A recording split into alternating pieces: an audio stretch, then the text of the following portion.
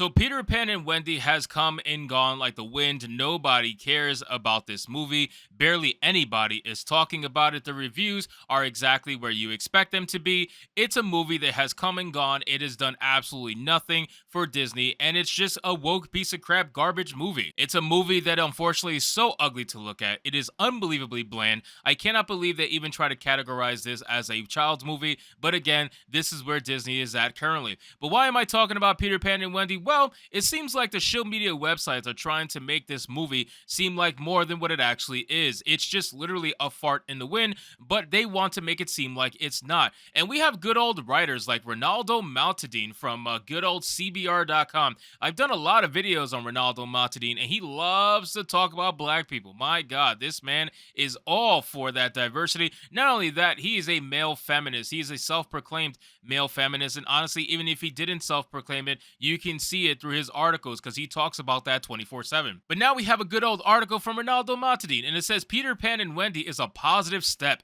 for diversity, but there's still a problem. There's never any pleasing this kind of guy. I've noticed that a lot of his articles tend to be about, oh, how a movie does this right, but there's still more work to do. According to Ronaldo, there's always more work to do because it's never enough. It will never be enough. Even though they have more than 50% diversity showcasing in a lot of movies and entertainment these days, it's still not enough, and it never will be enough until they have 100% representation, because that's what they truthfully want. If they can erase every single white person from existence, they damn sure will. But let's get into this article, guys. But of course, before we do, consider giving this video a like so you can push us out into the YouTube algorithm. It says Disney's Peter Pan and Wendy should be commended for upping the representation factor on the surface, but deep down, there are still major issues. Well, see, that's the problem. You're talking about representation factor on the surface, and that's ultimately what you just get. That's all you ever get. Disney is only capable of doing surface level representation, right? So they don't want to have to come up with original characters. They don't want to have to create characters from scratch that happen to be diverse. They want to race swap characters that were never diverse in the beginning and claim representation simply by changing the skin color. And they do it with something like this, or in this scenario, the skin color and the gender as well, because they wanted to put girls in the Lost Boys, which is fucking stupid right off the bat, because you're automatically saying that women are dumb by doing so. But I'm assuming they don't even know the backstory to Peter Pan, which is a story that they have in the first place. So I don't really know what the situation was with making girls into the Lost Boys, aside from just adding that feminism stuff into it. But again, this is where we are with Disney. It says Disney has had a problem with diversity. Since when?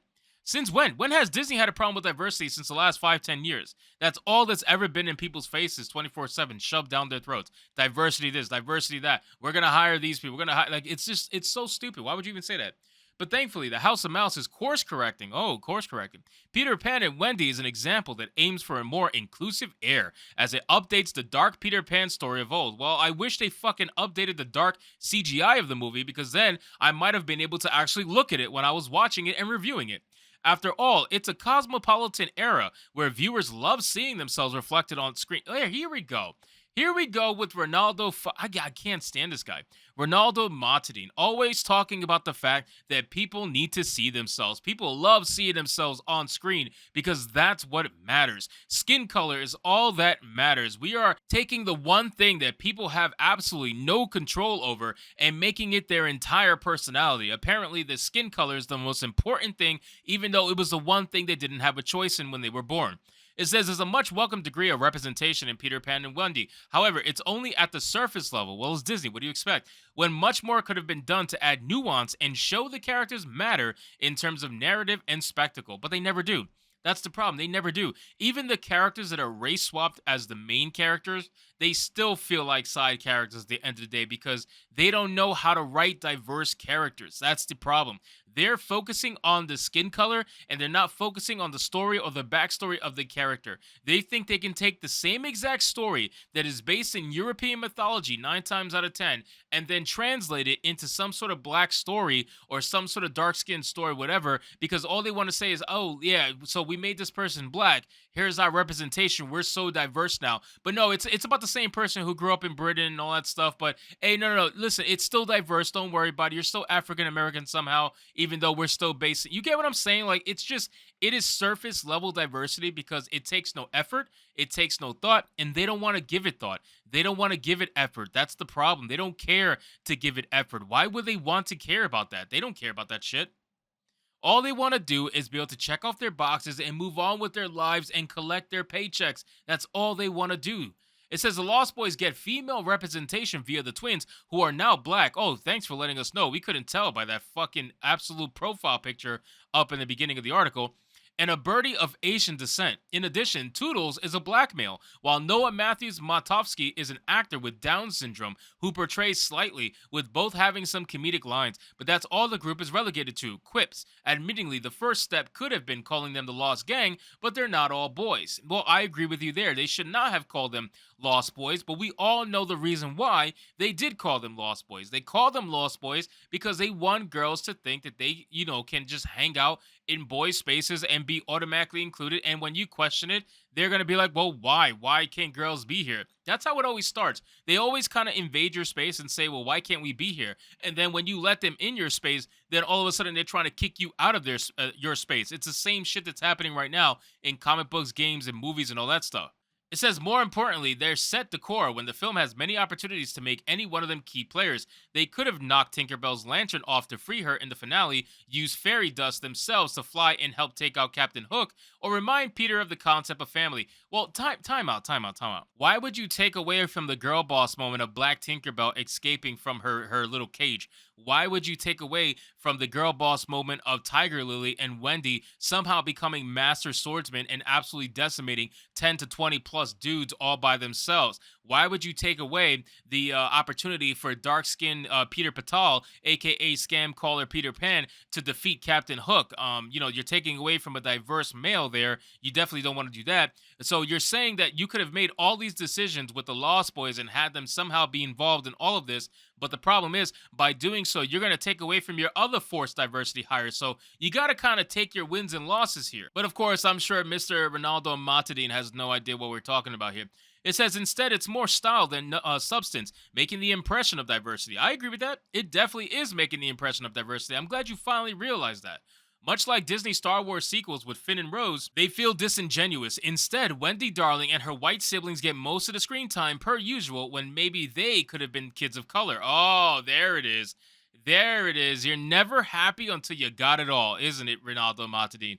The character is about Wendy, who's always been a white female, and you just wanted to see that bitch black. That's exactly what it is. I'm glad you finally said it. You wanted to see her black, but you also wanted to keep the Lost Boys diverse. You wouldn't have said, oh, let's just make the Lost Boys white and then make Wendy black. No. You got to have it all, Ronaldo. You have to have it all. I'm not surprised. This would tell a more progressive story of lost souls feeling accepted, painting the Darlings as more than white saviors taking the runaways home.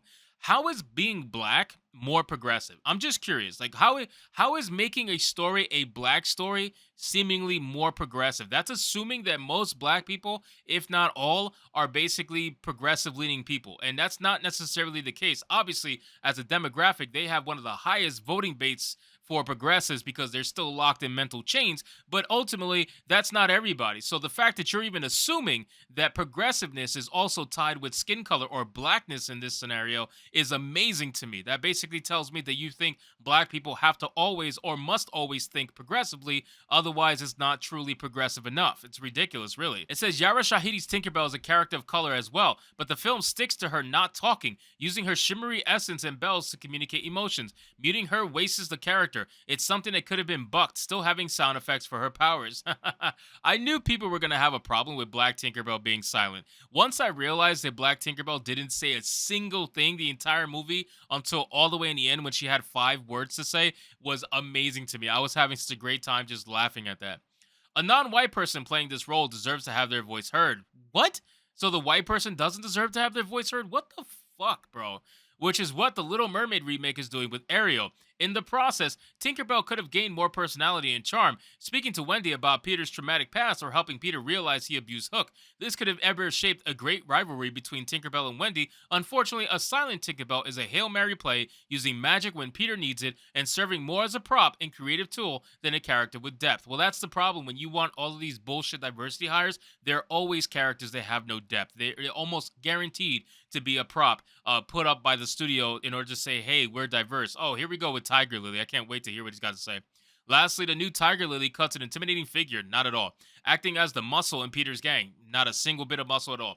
But the film doesn't add much to her history. She says she's not officially one of the squad, disappears, and magically reappears to heal Peter or fight Hook's team. It's a superficial way of positioning a character initially promised to be a true dissection of the Native American identity. Instead, fans learn nothing of her tribe, why she's a lone wolf, how she became this warrior, and why she persists in aiding Peter. This could have been a cultural bridge for the offensive depiction of old, especially with Rooney Mara once portraying her in a tone-deaf move. Sadly, Tiger Lily is treated as a deus ex machina. Had she had her steed been given powers to fly in the end, it would have felt more like a heroic, crowning glory moment. But alas, Tiger Lily doesn't feel like a well fleshed out character, which ultimately compounds with how much Peter Pan and Wendy wastes its multi ethnic potential. This man, if you even want to call this person a man, is absolutely obsessed with race. That's all they see. They live their entire life looking at skin color. They live their entire life hoping that they can get as many pats on the backs and likes and retweets about their bullshit diversity articles that he possibly can.